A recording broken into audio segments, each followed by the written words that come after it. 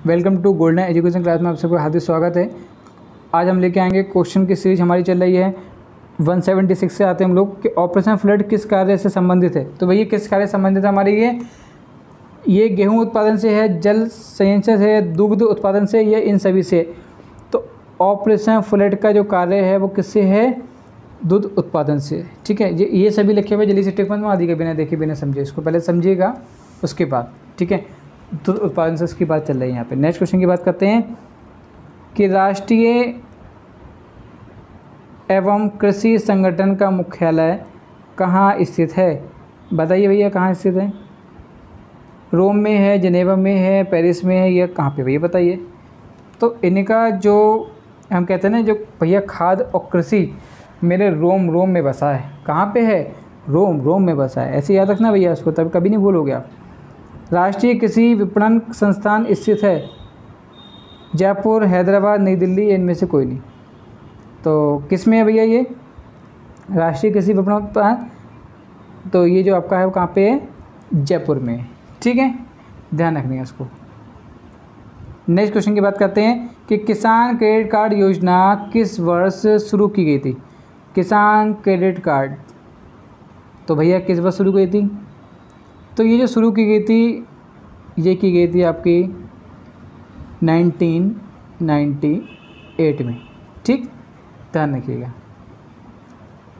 जब भी ऐसे क्वेश्चन आया करें तो कहीं ना कहीं अपनी डेट ऑफ बर्थ से किसी से भी आप उसको अटैच कर लेते हैं, ताकि आपकी सन वाले क्वेश्चन में कभी भी दिक्कत नहीं आएगी आपको। भारत में फसलों का सकल क्षेत्रफल में खाद्यान्नों का क्षेत्रफल कितना % है?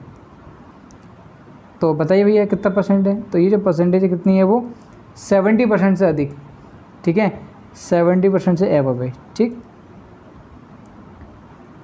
विश्व में दुग्ध उत्पादन के क्षेत्र में भारत का स्थान है, कौन सा स्थान है भैया? पहला, दूसरा, तीसरा, चौथा? तो भैया दूध तो बहुत ही महत्वपूर्ण है। ठीक है, तो हमेशा इसका तो रोल पहले ही रहेगा। आपने देखा होगा कि कितनी भी समस्या आती है, कितना भी कर्फ्यू लग जाए, कितना भी लॉकडाउन हो जाए, परंतु दूध का उत्पादन नहीं रुकता है। ठीक है, तो ये कौन सा स्थान है? पहला स्थान है। इंद्रधनुषीय क्रांति का संबंध है, किससे संबंध है भैया बताइए? इंद्रधनुषीय।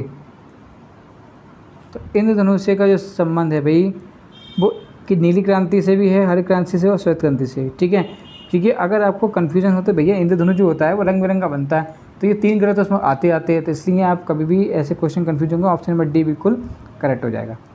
नेक्स्ट क्वेश्चन की बात करते हैं कि भारत में तंबाकू का सबसे अधिक उत्पादन करने वाला राज्य कौन सा है? आंध्र प्रदेश, मध्य प्रदेश, कर्नाटक या हरियाणा? कौन सा भैया बताइए तंबाकू का सबसे अधिक उत्पादन करने वाला राज्य? तो भैया आंध्र प्रदेश में सबसे ज़्यादा इसका उत्पादन होता है, ध्यान रखने का। ठीक है भैया, वहाँ के लोग इतने तंबाकू में इतने अंधे हो जाते हैं ना कि उनको मतलब नहीं है क्या ऐसे नुकसान है, कितना क्या है, बस अपना काम करते हैं। ऐसे ही ध्यान रखना आपको, तो जल्दी याद हो जाएगा। भारत में गेहूं का सबसे अधिक उत्पादन करने वाला राज्य है गेहूं का, अभी हमने बताया था कि। तो बताइए भैया, अभी विश्व की चल रही थी, अब हम बात कर रहे हैं किसकी? गेहूं के भारत में। तो बताइए भैया कौन करता सबसे ज़्यादा? तो ये अपना ही भैया उत्तर प्रदेश की बात चल रही है यहाँ पे। ठीक है, कौन करता है? यूपी करता है। मोबाइल फ़ोन का प्रयोग करने वाले लोगों का सबसे अधिक संख्या किस देश में है? किस में है भैया? इंग्लैंड में है, अमेरिका में है, चीन में है, या रूस में है? तो किस में भैया बताइए? इंग्लैंड में है, अमेरिका में है, चीन में है, या रूस में है? मोबाइल फ़ोन का प्रयोग सबसे ज़्यादा कहाँ करता है भैया बताइए? तो भैया अमेरिका में सबसे ज़्यादा होता है इसका। ठीक है, नेक्स्ट क्वेश्चन की बात करते हैं कि विश्व में सेल फोन का सबसे बड़ा उत्पाद देश है कौन सा? चीन, अमेरिका, फ्रांस या भारत? कौन है भैया बताइए? तो सेल फोन का सबसे ज़्यादा भैया हम कहते हैं चाइना का प्रोडक्ट ले आओ, सबसे ज़्यादा लेटेस्ट मिलेगा आपको। तो कहाँ पे? चीन का है। ठीक है, नेक्स्ट क्वेश्चन की बात करते हैं हम लोग। केंद्र सरकार के बजट के चालू खाते में व्यय मतलब खर्च की सबसे बड़ी मद है भैया क्या है? देखिए ज़रा। प्रतिरक्षा व्यय, ब्याज भुगतान, केंद्रीय आयोजना, ये इनमें से कोई नहीं। कौन सी भैया बताइए? केंद्रीय आयोजना। ठीक है, केंद्र सरकार के बजट के चालू खाते में खर्च थोड़ी खुशी है केंद्रीय आयोजन, केंद्र सरकार की बात चले तो भैया केंद्र की आयोजन की होगी, सीधी बात, तो ये ध्यान रखना आपको। नेक्स्ट क्वेश्चन की बात करते हैं कि निम्नलिखित प्रत्यक्ष करों में से किस कर से सरकार को अधिकतम राजस्व की प्राप्ति होती है? किसकी होती है? आय कर की, संपत्ति कर की, दायन कर की या निगम कर की? तो बात चल रही है प्रत्यक्ष करों में किस प्रकार सरकार का अधिकतम राजस्व की बात चल रही है, तो वो होगी हमारी किसकी? निगम कर की बात चल रही है। ठीक है, नेक्स्ट क्वेश्चन पे आते हैं हम लोग कि भारत सरकार के बजट के कुल घाटे में किस घाटे का सबसे अधिक योगदान है? तो भैया किसका योगदान है? तो सबसे ज़्यादा जो योगदान होता है वो किसका होता है? राजकोषीय। ठीक है, भारत सरकार किसका मतलब है? राजकोषीय घाटे का सबसे अधिक योगदान है। नेक्स्ट क्वेश्चन की बात करते हैं कि भारत सरकार के बजट के आंकड़ों में कुल व्यय और कुल प्राप्तियों के बीच अंतर को क्या कहते हैं? राजकोषीय घाटा, राजस्व घाटा, बजटीय घाटा या चालू घाटा? तो किस घाटे की बात चल रही है? तो ये बात चल रही है हमारे बजटीय घाटे की। ठीक है, किसकी? बजटीय घाटे की। ऑप्शन नंबर सी बिल्कुल करेक्ट हो जाएगा। नेक्स्ट क्वेश्चन पे आते हैं हम लोग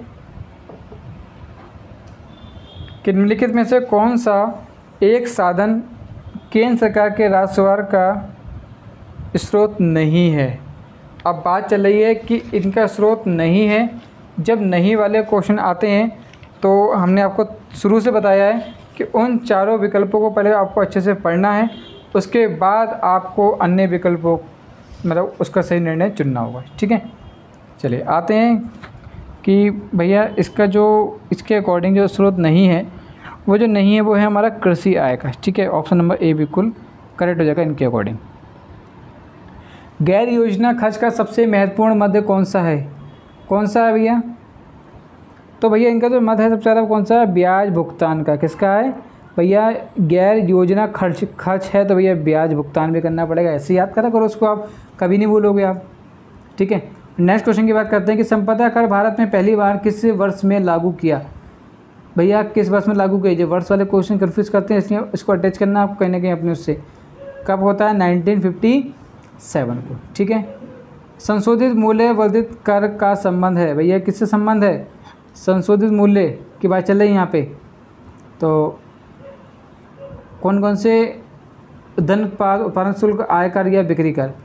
तो संशोधित मूल्य वर्धन का संबंध किससे है? उत्पाद शुल्क। ठीक है, भारत में गरीबी हटाओ का नारा किस पंचवर्षीय योजना के अंतर्गत दिया गया? किसके अंतर्गत दिया गया था भैया? दूसरी, तीसरी, पाँचवीं या 10वीं? तो भैया ये जो दिया गया था नारा वो दिया गया था 5वीं। जब मैं 5वीं क्लास में था तब ये नारा दिया गया था, गरीबी हटाओ नारा। ठीक है, याद रखना भैया, पंचवर्षीय 5 वर्ष बाद और 5वीं क्लास में था मैं। ठीक, राष्ट्रीय विकास परिषद का पदेन सचिव होता है, कौन होता है भैया बताइए? लोकसभा का महासचिव, योजना आयोग का सचिव, वित्त मंत्रालय सचिव, ये इनमें से कोई नहीं। तो बताइए भैया कौन हो सकता है? तो इनका जो हो सकता है भैया वो होगा योजना आयोग, मतलब जो प्लानिंग हमारा मिनिस्टर होता है उनके सचिव होंगे। राष्ट्रीय विकास परिषद के कौन होते हैं? योजना आयोग का सचिव। ठीक है, नेक्स्ट क्वेश्चन की बात करते हैं कि प्रथम वित्त आयोग के अध्यक्ष थे, कौन थे? बताइए भैया। इनके जो थे प्रथम वित्त आयोग के अध्यक्ष थे वे थे हमारे के.सी. नियोगी। ठीक है, के.सी. नियोगी। ठीक है, प्रथम वित्त एक कौन है? के.सी. एक प्रोग्राम आता है ना के.बी.सी, तो आपको ध्यान रखना के.सी. मतलब भैया के.बी.सी में जो भी इंसान पैसे जीतता है वो क्या होता है? वो निर्योग हो जाता है भैया, वो मतलब उसको कोई रोग ही नहीं बचता है, तो इतना पैसा हो जाता है। तो ध्यान रखना कौन सा? के.सी. नियोगी। ठीक है, नेक्स्ट क्वेश्चन की बात करते हैं कि भारत में वित्त आयोग के गठन का प्रावधान संविधान के किस अनुच्छेद में है? भैया किस में है ये बताइए?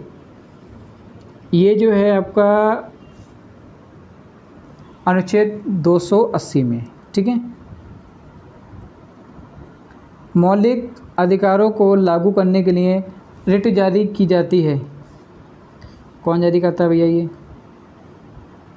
तो सभी को मालूम है, उच्चतम न्यायालय द्वारा। भारत में योजना आयोग का गठन किस वर्ष किया गया था? किस वर्ष किया गया था भैया? 1950 को। कब किया गया था? 1950 को गठन किया गया था। Thank you so much watching this video. Channel पसंद आए तो उसको ज़रूर लाइक और सब्सक्राइब कीजिएगा। ऐसी और भी सारे आपके लिए क्वेश्चन हम लोग लेके आते रहेंगे। धन्यवाद। जय हिंद। नमस्कार।